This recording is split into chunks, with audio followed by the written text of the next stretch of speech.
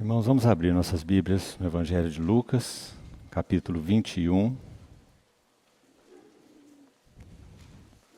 Vamos fazer a leitura desde o verso 37 e seguiremos pelo capítulo 22.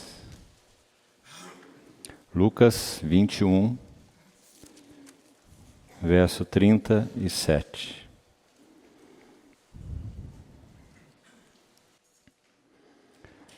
Jesus ensinava todos os dias no templo, mas à noite, saindo, ia pousar no monte chamado das Oliveiras.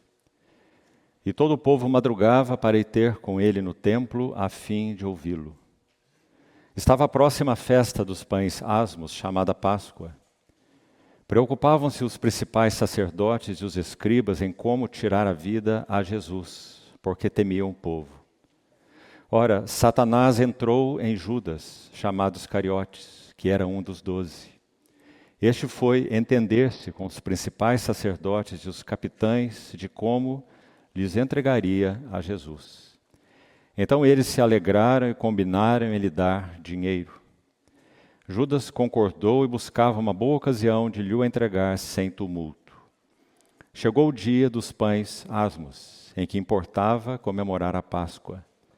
Jesus, pois, enviou Pedro e João, dizendo: Ide preparar-nos a Páscoa para que a comamos. Eles lhe perguntaram: Onde queres que a preparemos? Então lhes explicou Jesus: Ao entrardes na cidade, encontrareis um homem com um cântaro de água. Segui-o até a casa em que ele entrar. E dizei ao dono da casa: O mestre manda perguntar-te: Onde é o aposento no qual hei de comer a Páscoa com os meus discípulos? Ele vos mostrará um espaçoso cenáculo mobiliado. Ali fazei os preparativos. E indo, tudo encontraram como Jesus lhes dissera, e prepararam a Páscoa. Chegada a hora, pôs-se Jesus à mesa e com ele os apóstolos, e disse-lhes: Tenho desejado ansiosamente comer convosco esta Páscoa antes do meu sofrimento. Pois vos digo que nunca mais a comerei até que ela se cumpra no reino de Deus. E tomando um cálice, havendo dado graças, disse: Recebei e reparti entre vós. Pois vos digo que de agora em diante não mais beberei do fruto da videira até que venha o reino de Deus. E tomando um pão, tendo dado graças, o partiu e lhes deu, dizendo: Isto é o meu corpo, oferecido por vós. Fazei isto em memória de mim. Semelhantemente, depois de cear, tomou o cálice, dizendo: Este é o cálice da nova aliança no meu sangue, derramado em favor de vós. Todavia a mão do traidor está comigo à mesa. Porque o Filho do Homem, na verdade, vai, segundo o que está determinado. Mas ai daquele por intermédio de quem ele está sendo traído. Então começaram a indagar entre si sobre quem seria dentre eles o que estava para fazer isto. Vamos orar.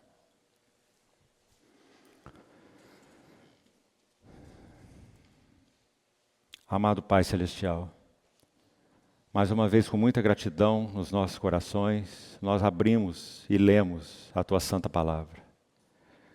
Suplicamos-Te, Senhor, que nos concedas a iluminação e a unção necessária do bendito Espírito Santo, para que possamos compreender as Escrituras do Teu ponto de vista, segundo Tua mente, segundo o Teu coração, que Tuas palavras sejam para o nosso coração como elas são quando saem da Tua boca, Tua palavra viva e eficaz. Por isso nos oferecemos, Senhor, esperando de Ti toda a provisão em todos os detalhes que carecemos para essa noite de comunhão. Assim oramos, expectantes na Tua presença. Em nome do Teu Filho, nosso Senhor Jesus. Amém. Amados irmãos, esse verso 37 do capítulo 21, ele inicia a história dos eventos do dia imediatamente anterior à crucificação do Senhor. Então já está aí a importância de estarmos agora nesse capítulo e o que vem adiante até a crucificação do Senhor, que veremos nos tempos seguintes, nas outras semanas. O início, verso 37, capítulo 21, marca então o início dos eventos do dia anterior. Nosso Senhor está à sombra da cruz. O que nós temos aqui nesse verso, desde já de importante para nós? Vamos considerando juntos. Primeiro, Jesus ensinava todos os dias no templo. Nós temos visto isso desde o capítulo 19, parte final. Capítulo 20 todo, capítulo 21 todo. Nosso Senhor está aí no templo, nesse ponto de conflito. Os irmãos se lembram que ele tem 4 conflitos aí que já estudamos, já é passado isso, né? 4 conflitos que são os últimos do Senhor, aliás, de todo o seu ministério terreno. Já estudamos detalhadamente cada um deles. São tremendos, as respostas do Senhor são magníficas, porque Ele é a sabedoria de Deus encarnada, já passamos por isso, e Ele fez isso no templo, no pátio do templo. Então esse capítulo 21 conclui assim: Ele ensinava todos os dias no templo. Agora, irmão, olha o detalhe restante desse versículo. Mas à noite, saindo, ia pousar no monte chamado das Oliveiras. Não sabemos exatamente onde o Senhor pousava. Podemos conjecturar alguma coisa. Por exemplo, o lar de Betânia é uma grande opção aqui. Porque nós sabemos que foi dali que o Senhor foi ascenso, 3 dias depois do tempo que estamos lendo aqui, depois de crucificado e ressurreto no domingo pela manhã. Ele foi ascenso do monte das Oliveiras e se mostra aos discípulos primeiro, não é? E dá testemunho da sua ressurreição, permanece com eles durante 40 dias. Então a ascensão é exatamente desse monte das Oliveiras, do lar de Betânia, onde ele tinha a sua pousada, os seus amigos, o lugar onde o acolhia, o lugar onde reconhecia os seus direitos como Senhor, como Mestre, coisa que ele não tinha no lugar onde ele deveria ter tido, Jerusalém, a cidade do grande rei. Então, essa parte final do verso 37 é muito sugestiva. Ele ensinava no templo, porque ali se reuniam as pessoas que realmente queriam ouvi-lo, eles se apertavam para ouvi-lo, eles o acompanharam ouvindo até a última hora. É interessante esse movimento que a multidão faz. A multidão, o texto vai dizer, ela estava profundamente interessada por ele, por ouvi-lo. Ninguém jamais falou como esse homem. Então isso foi até o final, os últimos movimentos do Senhor na terra.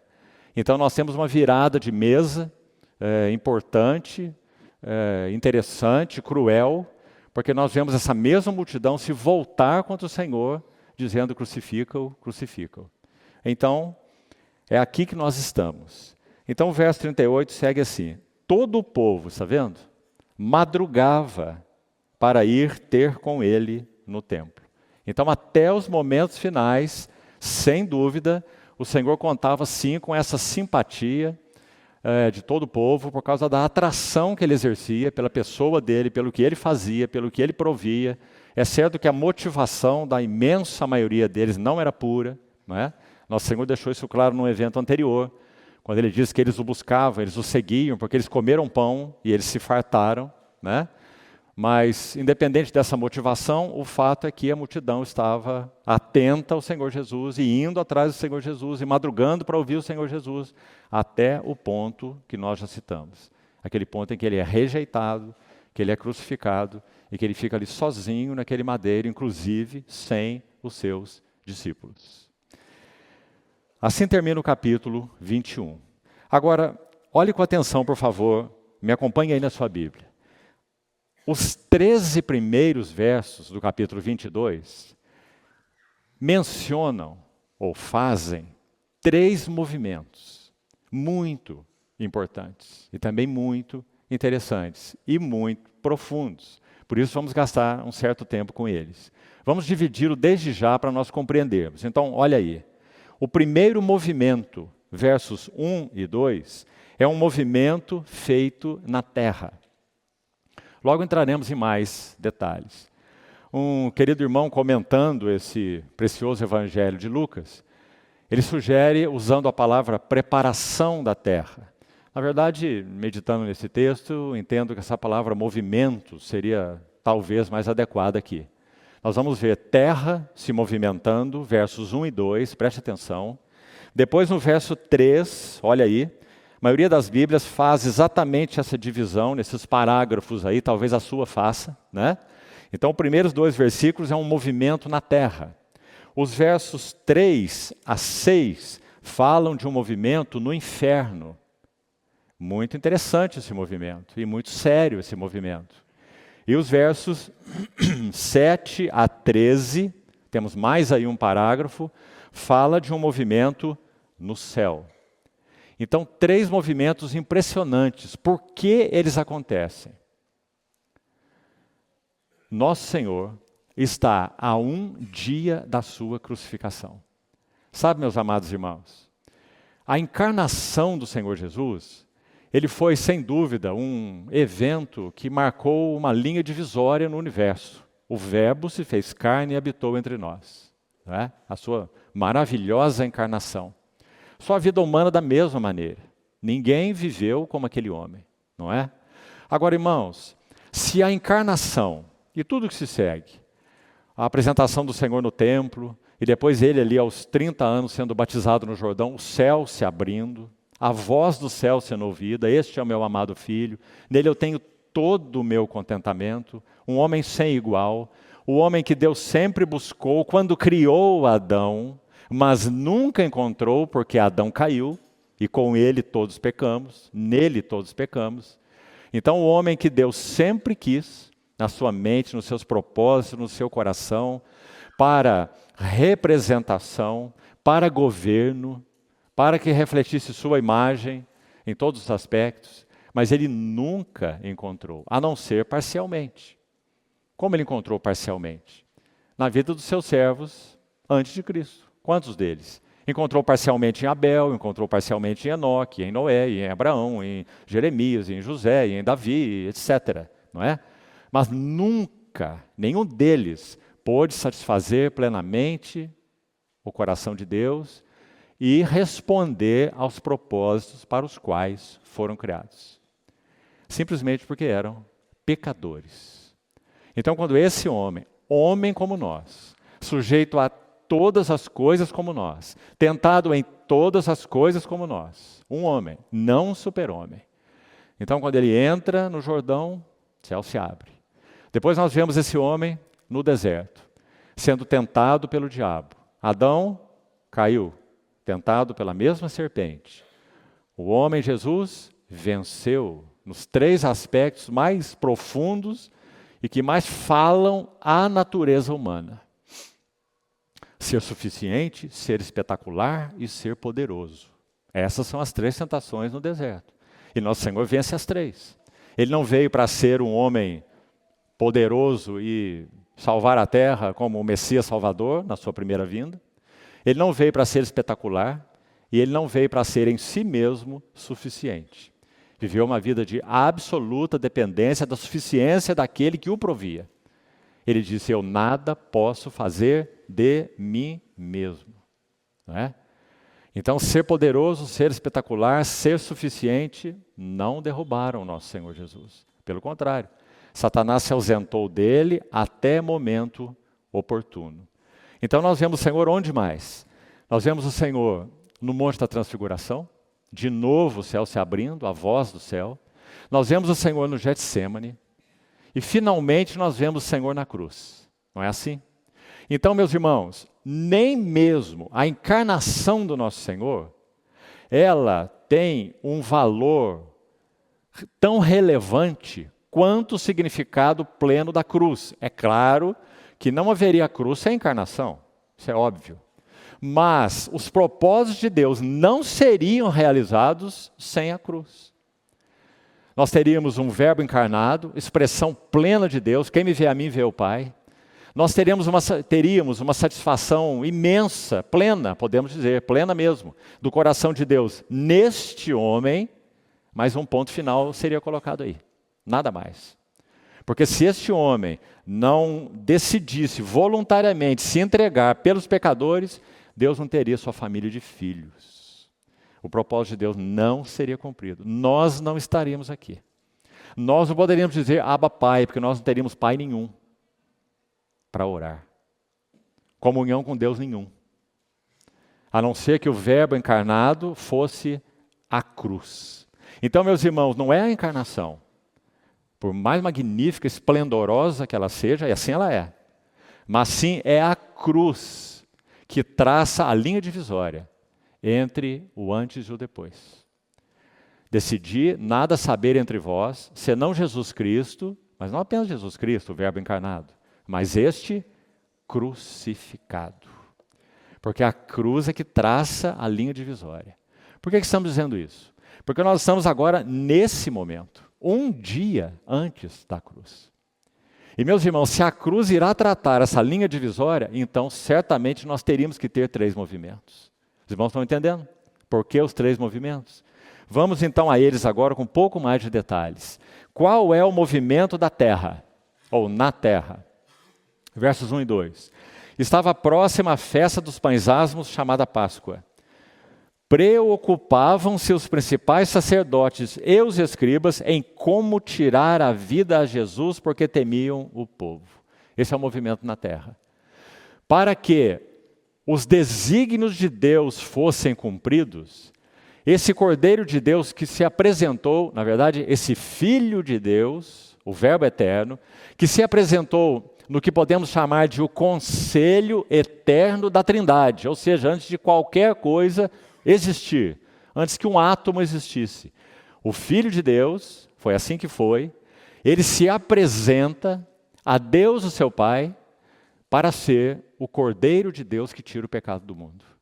Por isso, tanto o livro de Apocalipse, no capítulo 13, quanto a epístola de Pedro, no capítulo 1, 1 Pedro, ambos dirão assim. Apocalipse 13 diz: o Cordeiro foi morto desde a fundação do mundo. Já é um tempo bastante antigo, não é?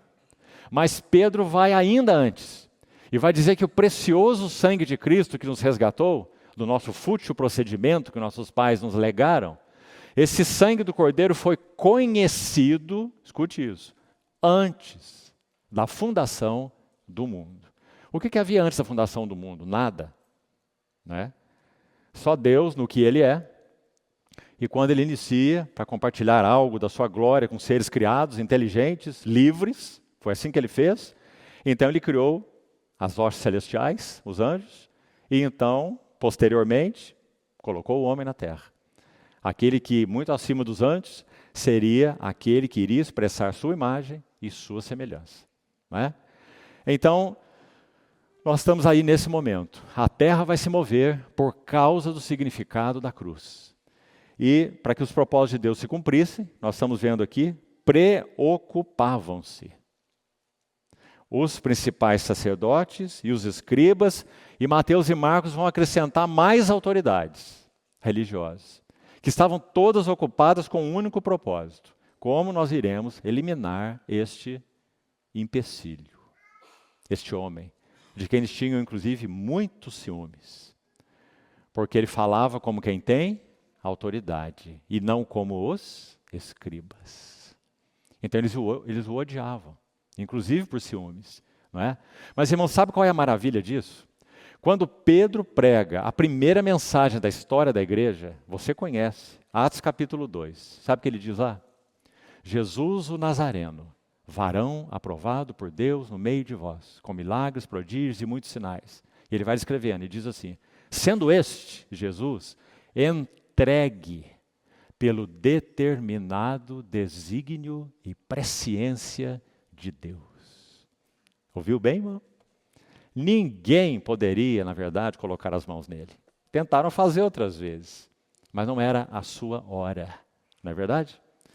Desde o início do seu ministério, quando ele ensina na sinagoga de Nazaré, eles tentaram jogá-lo da ribanceira. Você se lembra?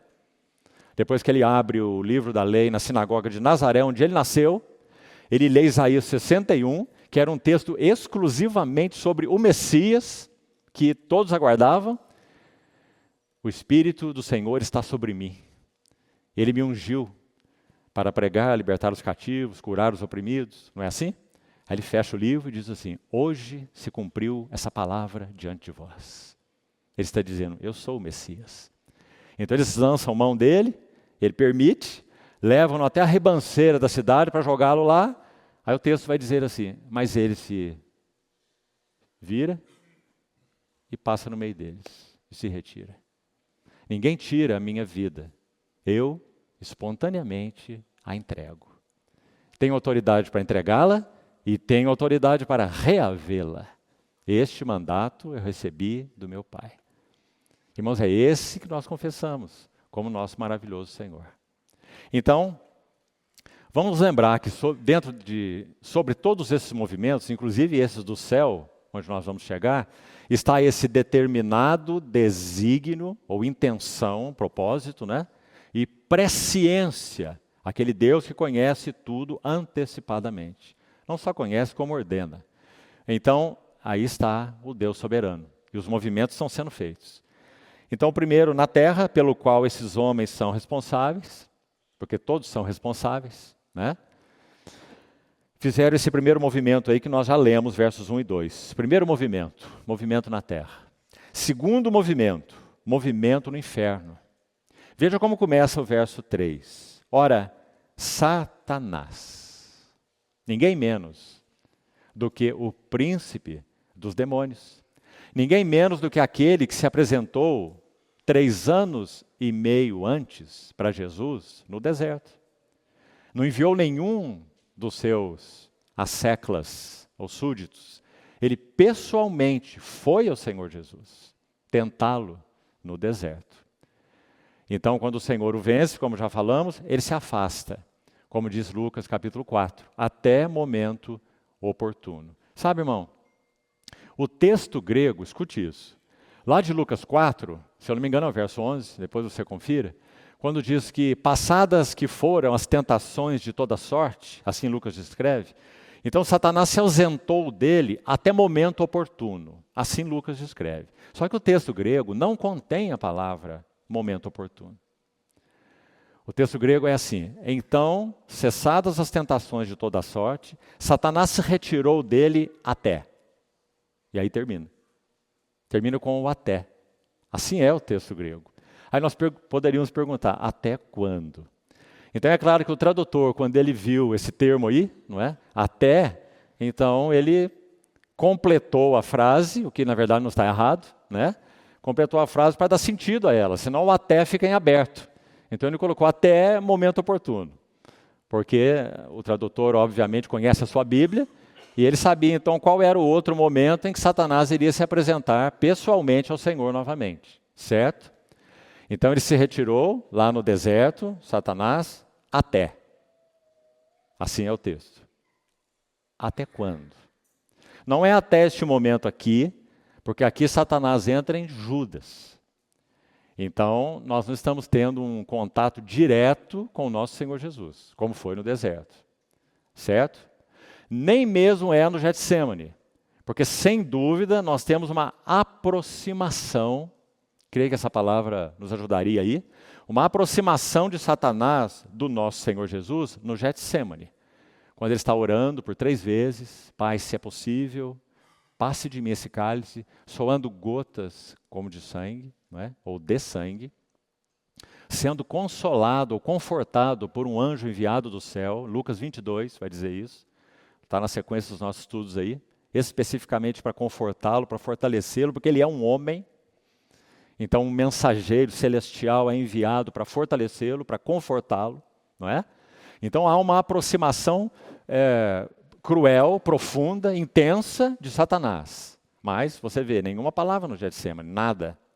Então, quando que se cumpre esse até de Lucas 4? Lá na tentação. Satanás se retira dele até. Até quando? Até a cruz.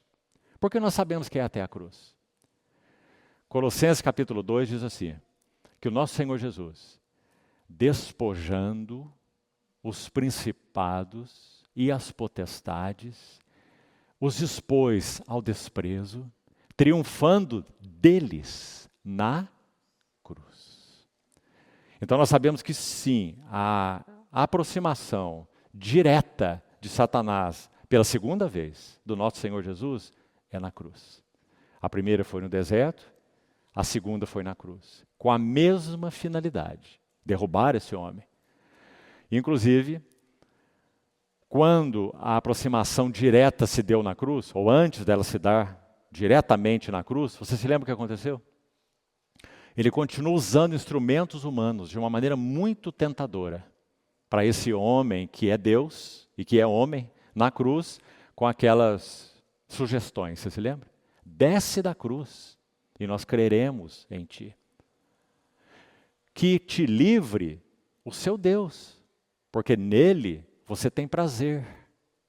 Lembra?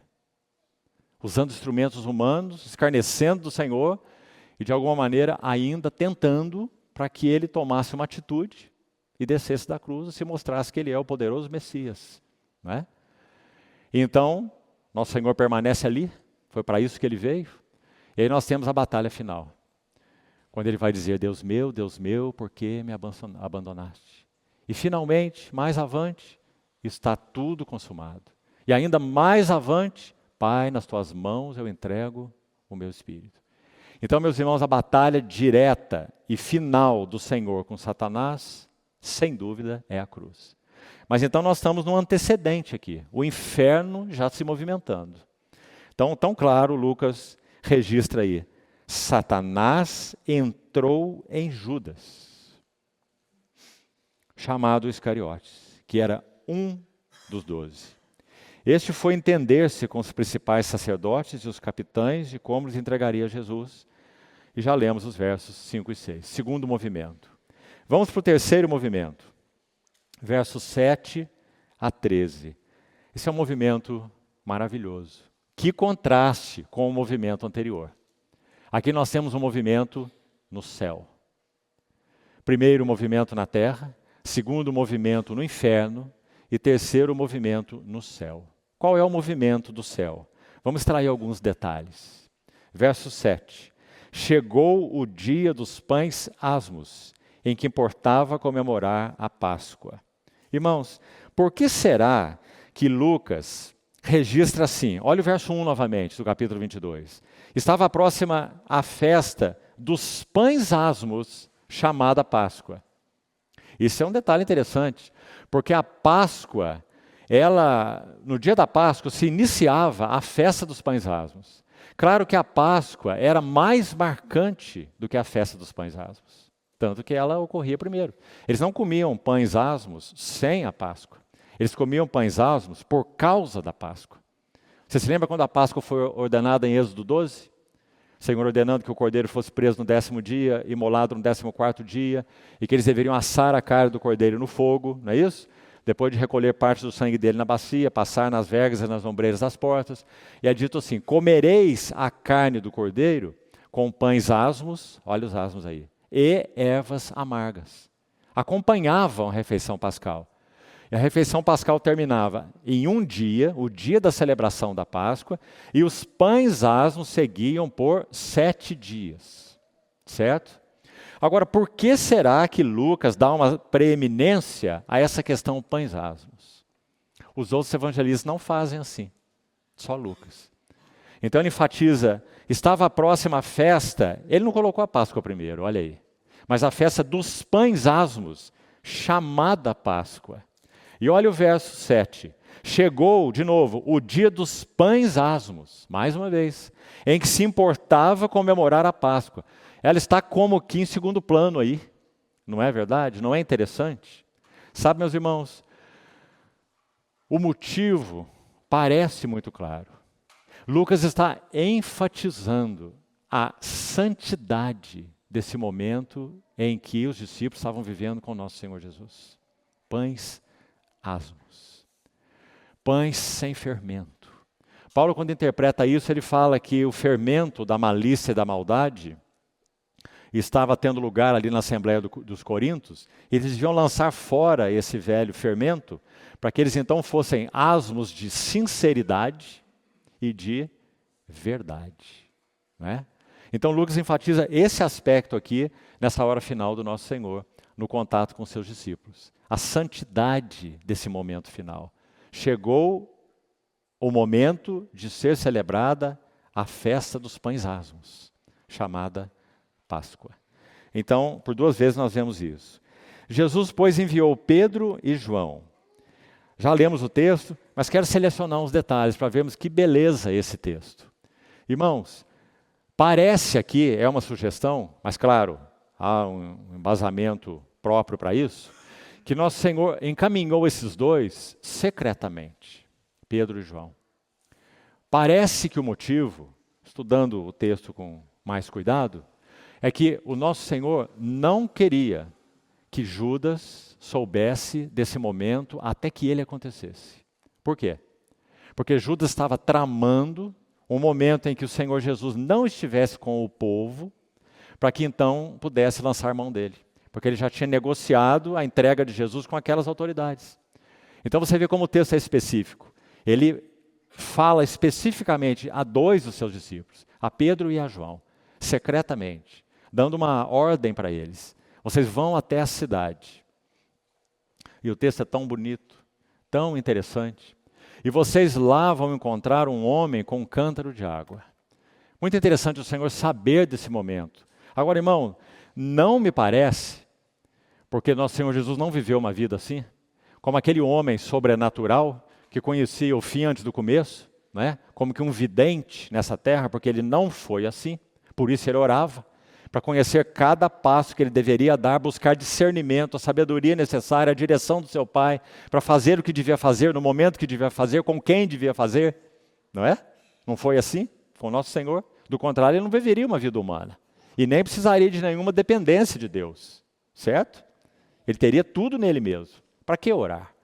Para que passar madrugadas orando? Para que buscar conhecer a vontade de Deus? Não é?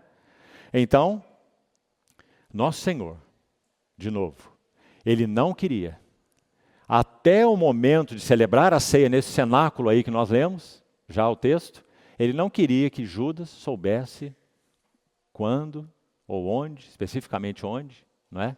E qual o tempo específico em que eles celebrariam essa Páscoa. Então ele fala para os seus dois mais chegados, Pedro e João, e diz: vocês vão à cidade e encontrarão um homem com um cântaro de água.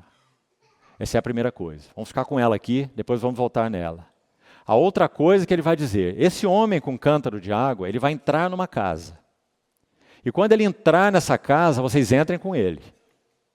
E vocês vão perguntar para o dono da casa assim: onde está o aposento em que o mestre manda dizer? Essa é a frase completa, né?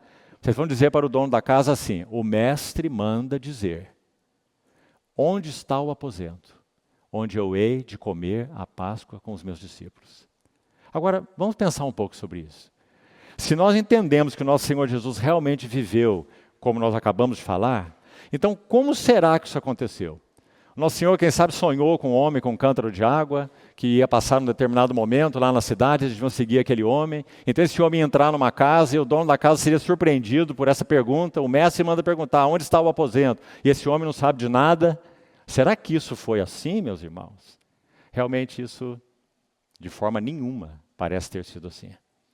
O que nós vemos aqui é que nosso Senhor Jesus, de algum modo, ele está em Jerusalém e passou seus dias finais em Jerusalém. Muitas vezes subiu a Jerusalém. Então, o muito provável, o praticamente certo, é que nosso Senhor conhecia muito bem essa casa. Sabe que alguns sugerem que esse homem aí era João Marcos? E essa casa era a casa da mãe de João Marcos em Jerusalém, a casa de Maria, possivelmente. Não sabemos, né? Então, o nosso Senhor conhecia essa casa, o nosso Senhor conhecia o dono dessa casa. O dono dessa casa era um discípulo do Senhor, não entre os 12, é claro, né? Mas o dono dessa casa era um discípulo do Senhor, que temia o Senhor, que amava o Senhor. Nosso Senhor conhecia de alguma forma a rotina dessa casa. Esse homem buscava água nessa hora com esse cântaro. Então nosso Senhor conhecia tudo isso. Ele disse: vocês vão lá nessa hora. Essa hora aqui é a tardezinha, últimas horas da tarde. E a celebração da Páscoa vai entrar pela noite, e nosso Senhor Jesus vai para o Getsemane pela madrugada, em torno de 1h da manhã, já do dia da Páscoa, e ali ele vai ser preso, no Getsemane.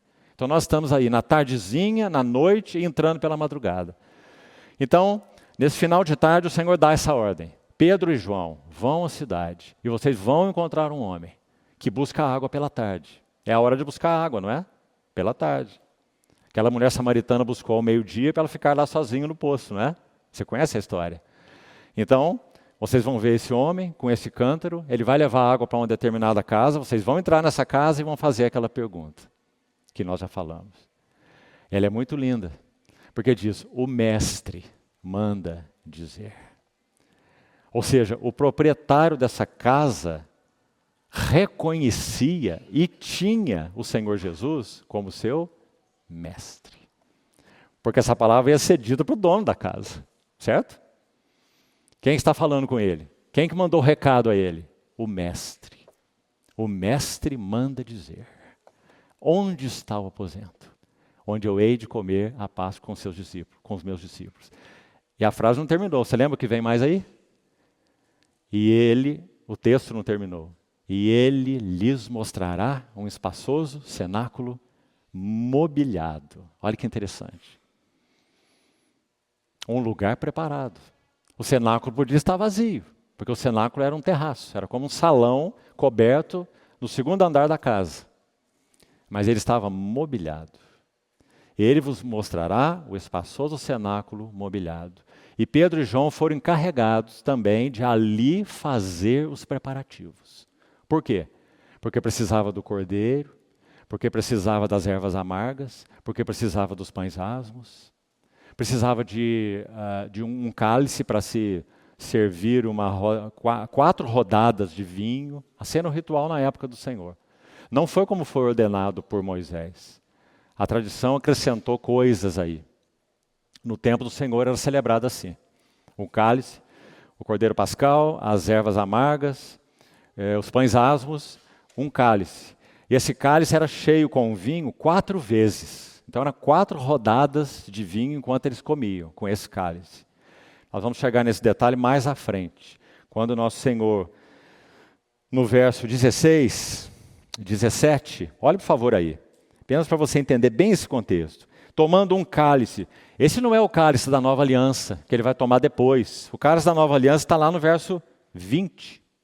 Você está vendo? Você já observou esse detalhe aí? Esse cálice que ele toma aqui no verso 17 é um cálice da Páscoa. Segundo sugerem os estudiosos que vão a fundo nesse texto, esse aqui era o último das 4 rodadas. Ele era chamado de o cálice da alegria. Cada cálice tinha um nome. Cada cálice simbolizava algo na celebração da Páscoa. Por isso eles enchiam o cálice 4 vezes e passavam por todos os convidados. Esse último é chamado de cálice da alegria, porque era o último, a celebração final na Páscoa. A alegria da redenção, o cordeiro que foi morto no Egito, é isso que a Páscoa fala, não é? Então, está vendo o verso 17, um detalhe importante que Lucas registra? Depois sim, no verso 20, quando chegarmos lá vamos ver detalhes, aí o Senhor separa esse cálice aí, e chama de cálice da nova aliança, certo? Mas não no verso 17. 17 é um cálice da própria Páscoa. Então, nós estávamos dizendo, verso 12, ali fazei os preparativos. Quem iria fazer? Pedro e João. Fazer tudo que nós já falamos. Esse é o movimento do céu. E indo, verso 13, tudo encontraram como Jesus lhes dissera. Então, já terminamos os 3 movimentos. Movimento da terra, movimento do inferno e movimento do céu. Esse movimento do céu é muito maravilhoso, né? Como vimos. Detalhes específicos, precisos e cheios de amor. Verso 14, seguindo. Chegada a hora, pôs-se Jesus à mesa e com ele os apóstolos. Em cada verso aqui nós vamos parar para uma pequena meditação. E hoje, se o Senhor permitir, nós vamos apenas até o verso 19, porque é nele que está o meu encargo central para essa noite. Que o Senhor nos ajude a chegarmos até lá nesse ponto tão especial desse verso 19 aí. Mas vamos passo a passo. Verso 14. Meus irmãos, a Páscoa era uma festa exclusivamente de famílias. Você se lembra que desde a ordenação dela em Êxodo 12, é dito que eles deveriam tomar um cordeiro para cada família. Se o cordeiro fosse muito para uma família pequena, então eles poderiam convidar pessoas para que toda a carne do cordeiro fosse comida. Não é assim que está em Êxodo 12? Então é exclusivamente uma festa familiar. Agora, o que nós estamos tendo aqui? Pedro não está na sua família, João não está na sua família, não é? Jesus mesmo não está aqui com seus irmãos, segundo a carne, nem a mãe dele está aqui, não é?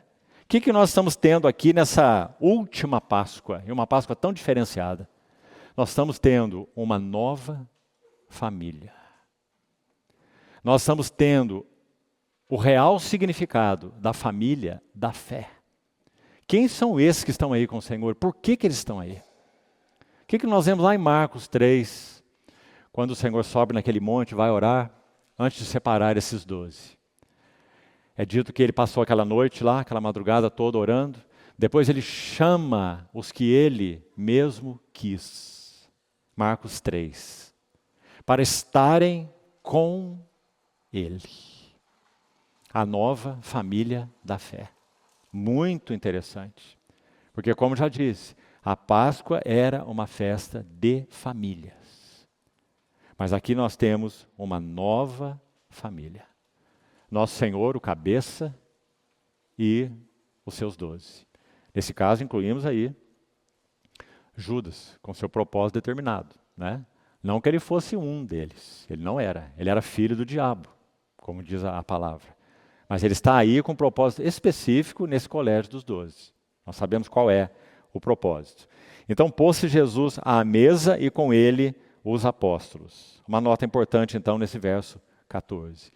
Cada um dos versos que vamos compartilhar aqui, meus amados irmãos, que o Senhor nos ajude a trazê-los para um significado maior disso que está aqui diante de nós. Sem os elementos, né? Por hoje. A mesa do Senhor. Cada um desses versos, até o verso 23, que iremos dar sequência na semana que vem. Eles vão falar dessa maravilhosa celebração. A primeira nota já está aí no verso 14. Nós também, quando celebramos a verdadeira Páscoa, 1 Coríntios 5 diz o quê? Cristo, o nosso, não do mundo. O nosso Cordeiro da Páscoa foi passado, foi imolado. Então celebremos a festa com os asmos da sinceridade e da verdade, não é? E como que nós celebramos? Quantos aqui estão sem seus familiares quando nós celebramos a mesa do Senhor? Porque isso não é o ponto, né? Nós celebramos a mesa do Senhor com a família daqueles que pertencem ao Senhor, a sua única família. Aqueles que foram chamados pelo nosso Senhor Jesus para estarem com Ele. Como Ele chamou os 12 iniciais. Não é? Então, essa é a primeira nota no verso 14. Meus irmãos, numa assembleia grande como a nossa, pode ocorrer, e frequentemente ocorre, que mesmo nós que somos mais envolvidos aqui com os irmãos, não saibamos nem mesmo o nome de todos os irmãos. Não é verdade? De absolutamente todos. Mas isso é o mais importante? Não. Nós somos uma única família, redimidos pelo mesmo Cordeiro, comendo a única Páscoa, participando do único pão, bebendo no único cálice. Família da fé. Verso 14. Verso 15. E disse-lhes, olha essa nota, tenho desejado ansiosamente comer convosco, seus irmãos, sua família, seus chamados, seus separados. Comer convosco esta Páscoa, antes do meu sofrimento, ou meu padecimento. Por favor, deixando esse texto marcado aí, volte ao capítulo 12 de Lucas, por favor. 12 desse mesmo evangelho, capítulo 12, versos 49 e 50. Olha aí com atenção.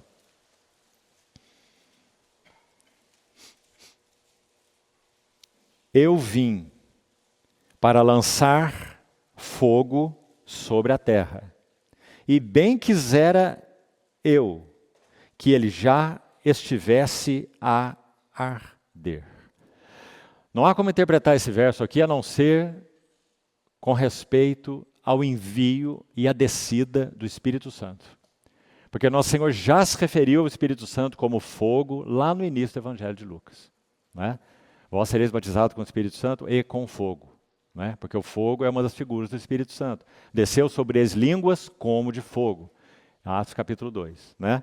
Então nosso Senhor está dizendo que ele veio para isso. O propósito dele era tornar aqueles que ele iria redimir a habitação do Espírito Santo. Habitação de Deus, selados com o Espírito Santo, tendo comunhão com a vida de Deus pelo Espírito Santo, como o homem Jesus tinha. O homem cheio do Espírito Santo, nosso Senhor Jesus. Então compartilhar a bendita vida do Espírito Santo, que é Deus, com os redimidos. Então eu vim para lançar esse fogo sobre a terra, ele diz. E como eu quisera que ele já estivesse a arder. Mas, tem um mas aqui, no verso 50. Tenho, porém, um batismo. Está vendo bem aí, irmão? Com o qual eu hei de ser batizado. Qual é esse batismo? A cruz, o cálice, que ele iria beber até a última gota. Não beberei eu o cálice que o meu pai me deu? Ele disse a Pedro, quando Pedro feriu aquele servo, né, do sumo sacerdote. Há um batismo ainda, então, com o qual eu hei de ser batizado. E olha, quanto eu me angustio. O que nós vemos lá em Lucas 22? Eu tenho desejado ansiosamente, está vendo? Comer convosco esta Páscoa, antes do meu padecimento. Aqui, basicamente, nós estamos aqui há 6 meses antes, basicamente, do tempo que estamos lendo em Lucas 22. E aqui as palavras do Senhor são: eu me angustio até que esse batismo se realize. A cruz, propósito para o qual ele veio. Então, esse texto, Lucas 12, 49 e 50, ilustra o que o Senhor chama aqui de esta Páscoa. Tenho desejado ansiosamente comer convosco esta Páscoa, porque esta Páscoa era a última Páscoa e marcava então o ponto final para que ele entrasse no batismo com o qual ele seria batizado. Batismo de dores, batismo de sofrimento, batismo de separação real, profunda de Deus. Para que nós, os separados, fôssemos unidos. Para que nós, inimigos, fôssemos reconciliados. Então, esta Páscoa, nosso Senhor já comeu 2 outras com seus discípulos. Nós só sabemos que o ministério do Senhor Jesus durou 3 anos e mais 6 meses por causa do Evangelho de João. O Evangelho de João registra as 3 Páscoas. Só João registra. Primeira Páscoa no capítulo 2, segunda no capítulo 6, se não me engano, e a última no capítulo 13. 3 Páscoas, 3 anos. Então, o Senhor aqui destaca esta Páscoa, porque ela é a Páscoa final. Meus irmãos, é a Páscoa do cumprimento do que a Páscoa significa. Milhares de cordeiros, se não milhões, já tinham sido imolados até aqui, em oferta ao Senhor, desde o tempo de Abel, não é? Mas agora chegou a hora. O verdadeiro cordeiro está na terra e a verdadeira Páscoa vai se cumprir. Verdadeiro cordeiro, verdadeira Páscoa. Então eu tenho desejado ansiosamente comer esta. Ele já comeu 2, mas agora é esta. A Páscoa que irá cumprir o significado espiritual da Páscoa, a realidade da Páscoa. Acabou a Páscoa. Não tem Páscoa para nós. Nossa Páscoa é um homem exaltado à destra de Deus. Cordeiro pascal que já foi imolado. E nós então rememoramos, irmãos, recordamos a cada domingo essa maravilhosa Páscoa do Cordeiro pascal nessa mesa. Então, esse é o verso 15. Mais um passo, verso 16. Pois vos digo que nunca mais a comerei. E não foi assim? Quando foi que o Senhor comeu Páscoa de novo? Em momento nenhum. Quando é que ele vai comer a Páscoa de novo? Nunca mais. Ele diz, eu não mais a comerei. Terminou. Porque ela vai se cumprir no reino de Deus. Aí já citamos o texto. Quando é que ela se cumpriu no reino de Deus? 1 Coríntios 5, verso 7. Cristo, o nosso Cordeiro da Páscoa, foi imolado. Por isso nós celebramos. Sabe outra coisa? Paulo em Romanos 14, no verso 17, ele vai dizer assim, já que esse verso aqui, veja primeiro, verso 16 termina, ela se cumpra, essa Páscoa se cumpra no reino de Deus. Ou seja, o Senhor está dizendo, o que a Páscoa aqui na terra significava, a tipologia dela, com o cordeiro, com tudo que está envolvido na Páscoa, ela vai ser cumprida no reino, e cumprida no reino acabou. Não tem finalidade de ser celebrada na terra, porque ela foi cumprida no reino, e a realidade dela é espiritual, não é? Por isso, então, eu estava dizendo, Paulo em Romanos 14, verso 17, olha que bonito, ele vai dizer assim, usando a mesma palavrinha daqui, o reino de Deus, até que ela se cumpra no reino de Deus, verso 16, não é? Romanos 14, 17, vai dizer assim, o reino de Deus não é comida e nem bebida, mas justiça, paz e alegria no Espírito Santo. Que maravilha, não é? O Cordeiro da Páscoa cumpriu a justiça de Deus. O reino de Deus não é comida nem bebida, nem cordeiro, nem pães asmos, nem cálice de vinho. O reino de Deus não é comida nem bebida, mas justiça, paz. Justificados, pois, pela fé, temos paz com Deus. E o resultado dessa justiça e dessa paz qual é? A consequência dessa justiça, dessa paz, cumprida pelo Senhor na cruz? Alegria no Espírito Santo. Que lindo, meus irmãos. Interessante que esse último cálice que já explicamos aqui, nessas 4 rodadas que já falei, era chamado cálice da alegria. Porque é por causa da justiça cumprida pelo Cordeiro Pascal, é por causa da paz que ele trouxe pelo sangue da sua cruz, Efésios capítulo 2, que nós temos a alegria do Espírito Santo, a alegria que ninguém pode tocar, a alegria que ninguém pode tirar, a alegria que não depende de pessoas, não depende de acontecimentos, não depende de ter saúde ou não, de ter dinheiro ou não, de ter coisa ou não, alegria intocável, inviolável. Alegrai-vos sempre no Senhor. Eu aprendi a viver contente em toda e qualquer situação. Não é maravilhoso, irmãos? Tudo isso porque o Cordeiro da Páscoa foi imolado. Tenho desejado comer esta Páscoa, porque ela vai se cumprir no reino de Deus, um dia antes. Ou seja, no dia seguinte, ela se cumpriu no reino de Deus. Quando ela se cumpriu? Quando o Cordeiro da Páscoa, na cruz, diz assim, está tudo consumado. Tetelestai. Então ela se cumpriu no reino de Deus e terminou. E nós estamos justificados, cheios de paz e de alegria no Espírito Santo. Na sequência ainda, verso 17. Esse já explicamos. Esse aqui é cálice da refeição pascal. E como dizem os eruditos, é o último dos 4 cálices, ou das 4 rodadas. Alguns dizem que eram 4 cálices mesmo. Outros dizem que o vinho era enchido 4 vezes no mesmo cálice. Faz diferença nenhuma, na verdade, né? Basicamente nenhuma. E esse cálice era passado por todos os participantes. E o último é chamado o cálice da alegria. Então, nosso Senhor toma um cálice, está aí no verso 17. Havendo dado graças, disse, recebei e reparti entre vós. Então, não se confunda. Aqui ele não está instituindo ainda a sua mesa. É o que Paulo chama de a ceia do Senhor, né? Virá à frente aí no verso 20, como já explicamos. Verso 17, então, é isso. Verso 18. Pois vos digo que, de agora em diante, não mais beberei do fruto da videira, mais uma vez, olhe, até que venha o reino de Deus. Está vendo de novo? Então, ele já se referiu a isso aí no verso 16, dizendo que essa Páscoa iria se cumprir no reino de Deus, já explicamos, né? E agora ele vai dizer que o que esse vinho aí, esse cálice da alegria tipifica, nosso Senhor não beberia mais do fruto da videira até que venha o reino de Deus.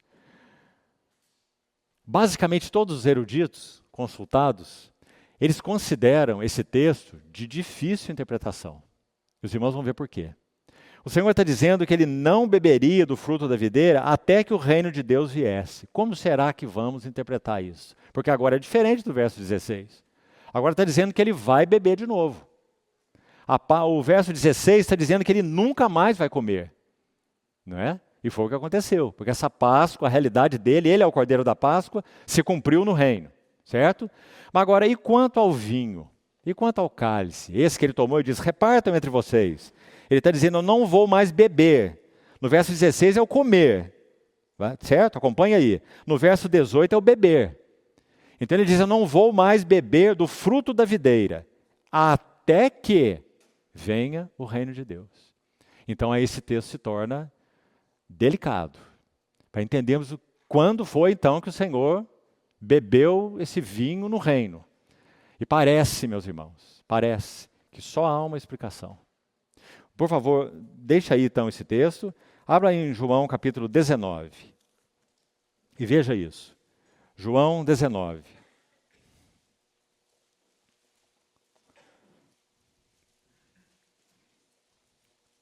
Nosso Senhor está na cruz, nos seus últimos momentos. João 19, verso 28. Abra, por favor. Depois, vendo Jesus que tudo já estava consumado. Olhe bem essas palavras. Tudo já estava consumado. Para que se cumprisse a Escritura, ele disse, tenho sede. Estava ali um vaso cheio de vinagre.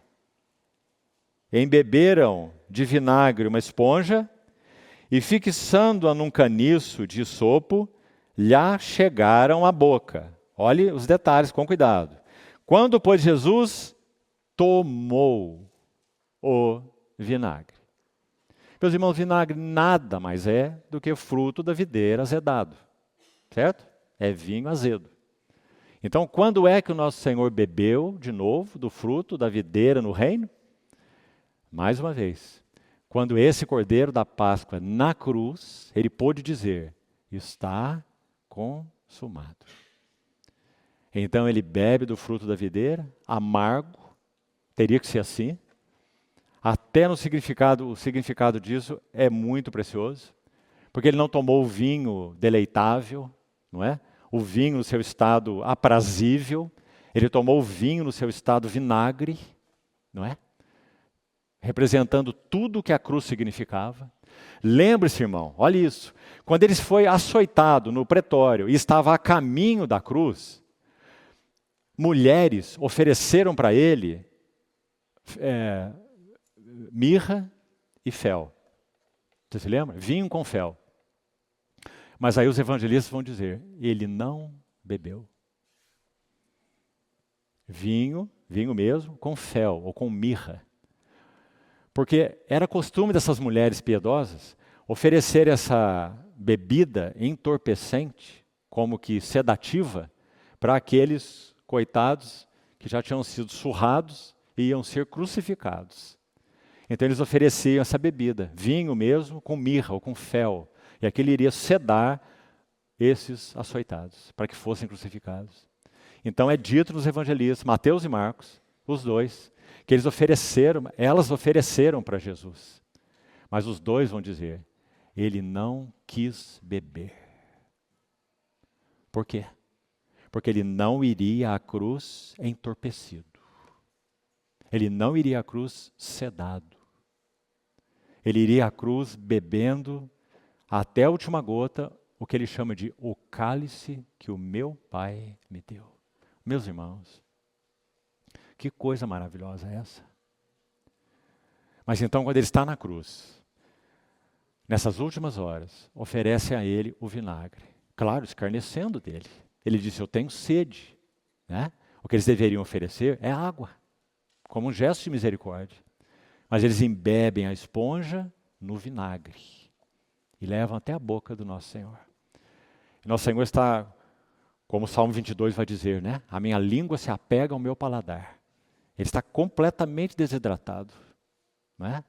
Então ele bebe o vinagre. E quando ele bebe o vinagre, ele diz, está tudo consumado. Tetelestai. Ou seja, agora o verdadeiro significado desse cálice é cumprido na cruz do Calvário, quando ele bebe pela última vez o fruto da videira no reino. Porque agora, meus irmãos, tudo que diz respeito à realidade, ao significado espiritual do reino está executado. Alguns dias depois, o que vai acontecer? O Espírito Santo vai descer sobre o que nós poderíamos chamar de os filhos do reino. Os filhos do reino. Aqueles 120 que aguardavam em Jerusalém a promessa. Não é? Por isso Paulo vai dizer o que nós acabamos de citar. O reino de Deus, onde vocês estão, de quem vocês são.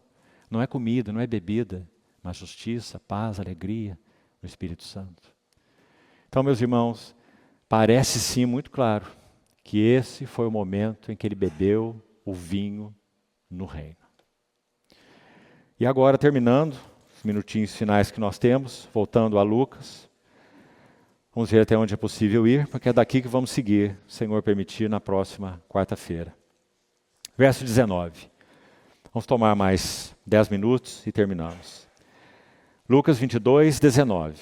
Até aí que vamos. Tomando um pão. Frase importantíssima. Cada frase nesse verso é importantíssima. Tomando um pão. Na Páscoa havia vários pães, os pães asmos, não é? Já comeram a Páscoa.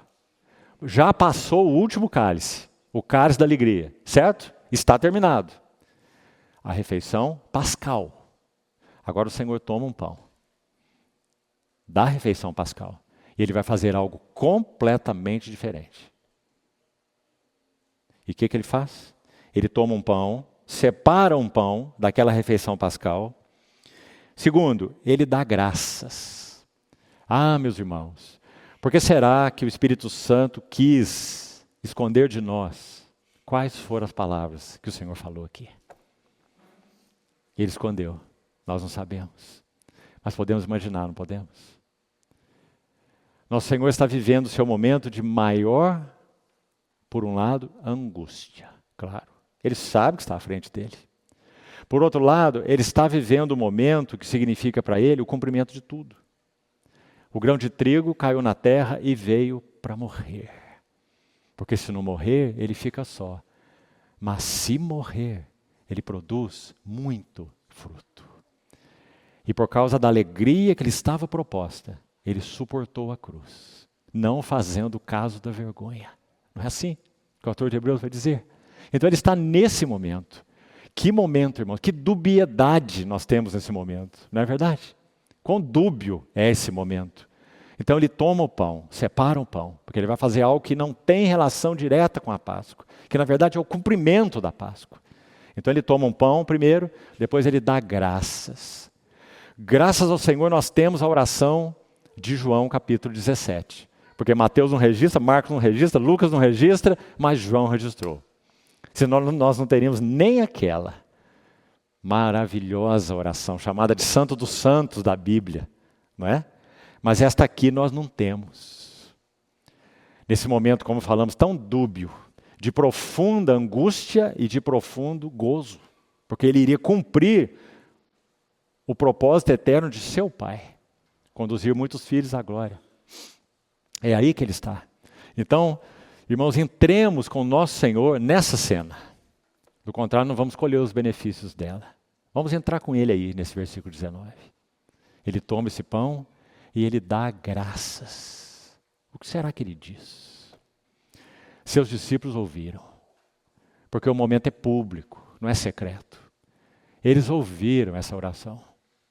Essas palavras, sejam curtas ou sejam longas. Mas nenhum deles registrou. Apenas registrou que ele deu graças, gratidão, nesse momento. Então ele parte, é a próxima palavra, verso 19, ele parte o pão e lhes dá, lhes distribui. Esse pãozinho, esse único aí que ele separou, para fazer algo específico. Agora então, na sequência, está assim. E lhes deu dizendo, isto é o meu corpo. Meus irmãos, podíamos passar o resto da noite aqui com essa frase, irmão. Vamos pensar um pouquinho só nela. E continuamos na semana que vem.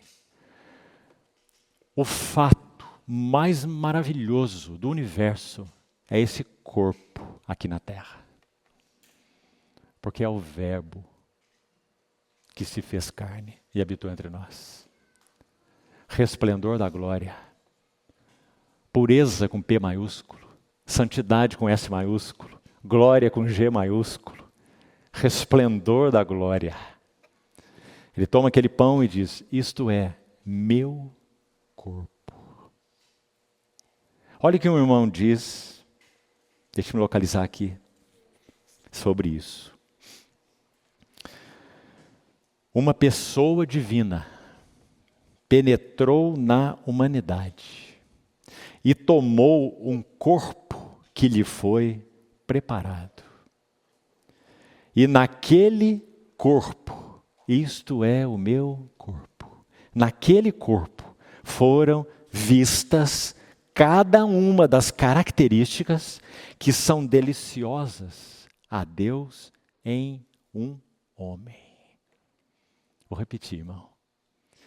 Uma pessoa divina penetrou na humanidade e tomou um corpo. Sacrifício e oferta não quiseste, antes um corpo me formaste. Tomou um corpo que lhe foi preparado. E naquele corpo foram vistas cada uma das características que são deliciosas a Deus em um homem. E este corpo foi oferecido por amor à igreja. Isto é o meu corpo. Meus irmãos, será que quando nós comemos nessa mesa, isso é claro ao nosso coração? Isso é renovado ao nosso coração? Sabe, irmão, eu quero parar aqui para nós seguirmos com mais espírito de meditação na semana que vem. Então vou terminar aqui por enquanto. Queria te dizer isso. Quando nós comermos o pão nos domingos, diante do nosso Senhor, não nos apressemos para comer o pão. Quando você toma esse pão nas suas mãos, ouça bem, irmão, por favor. Quando você toma aquele pão, aquela sua parte nas suas mãos, e você coloca na sua boca, medite, irmão. Você não está comendo na sua casa. E nem é uma refeição da sua família. É a mesa do Senhor. Estamos comendo aquilo que Ele disse, isto é meu corpo, oferecido por vós. Então, meus irmãos, comamos vagarosamente. Deixe que o Senhor traga à sua mente o significado desse corpo. Porque você não está simplesmente mastigando um pedaço de pão. Ele é um pedaço de pão. Mas você está fazendo isso com que finalidade? Fazer isto em memória de mim. A palavra memória, iremos meditar nela. É muito conhecido pelos que militam na área de saúde. Anamneses. Já ouviu falar em anamnese? Fazer a anamnese de um paciente é você descobrir, você indagar dele todo o seu histórico. Histórico familiar, doença, etc., traumas, fraturas, enfim, seu histórico de saúde. Isso é uma anamnese. Essa é a palavra usada aqui para memória. Fazer isso como uma anamnese de mim. E literalmente no grego, essa palavra significa recordação. Façam isso recordando de mim. Porque isso é meu corpo oferecido por vós. Não para o mundo, não para qualquer um, por vós. Então, meus irmãos, vamos seguir meditando nesse assunto na semana que vem. porque não vamos apressar nele. Esse verso 19, maravilhoso. Senhor, nos ajude nisso e siga assim falando no nosso coração. Vamos orar.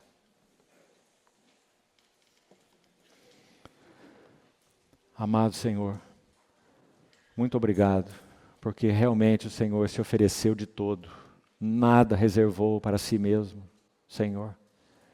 Obrigado porque teu corpo, santo, puro, perfeito, digno, glorioso, sublime, foi oferecido para nós. Teu corpo é a própria vida da igreja.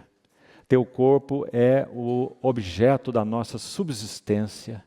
Nós vivemos comendo o teu corpo e bebendo o teu sangue. Tudo que tu és, Senhor, derramado e oferecido para nós, a tua igreja. Isto é o meu corpo. Ó Senhor, segue falando ao nosso coração, para que nunca, nunca participemos da tua mesa de modo indigno, aleatório, ordinário. Abre nossos olhos, Senhor, e nos ajuda a meditar ainda mais nessa porção maravilhosa da tua palavra. Assim nós te pedimos, agradecidos, no teu nome. Amém.